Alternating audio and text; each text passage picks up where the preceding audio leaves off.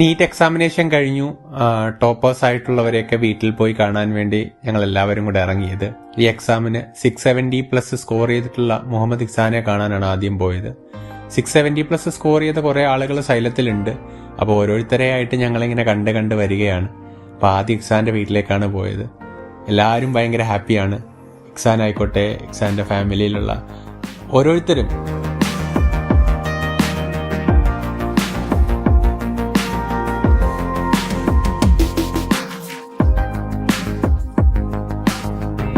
ഈ റീനീറ്റ് കഴിഞ്ഞ് അവൻ തിരിച്ച് ട്രാക്ക് ആകാനും ഒക്കെ ഒരുപാട് സമയം എടുത്തിട്ടുണ്ട്. ഇഖ്സാനെ സംബന്ധിച്ചിടത്തോളം ജെഇമെയിനിലും 99% സ്കോർ ചെയ്തു, നീറ്റിലും ഒരു ബെസ്റ്റ് റാങ്കിലേക്ക് എത്തുകയും ചെയ്യും. അപ്പം രണ്ടിന്റെ ടോപ്പറായി മാറി എന്നുള്ളതാണ് ഇഖ്സാന്റെ ഏറ്റവും വലിയൊരു ക്വാളിറ്റി എന്ന് പറയുന്നത്. ഫിസിക്സ് കെമിസ്ട്രി അത്രയും സ്ട്രോങ് ആയതുകൊണ്ട് തന്നെയാണ്. ജെയില് 99%ലും നീറ്റ് ടോപ്പറോ, ജെയി പഠിച്ച് നീറ്റ് പഠിച്ച് NIT വേണം NIT എടുക്കാം, നീറ്റ് വേണം നീറ്റ് പോവാം.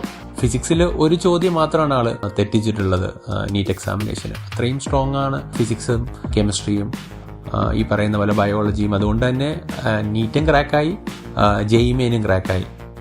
ഫിസിക്സ് ഒന്ന് തെറ്റി, ബാക്കിയെല്ലാം ശരി. ഓ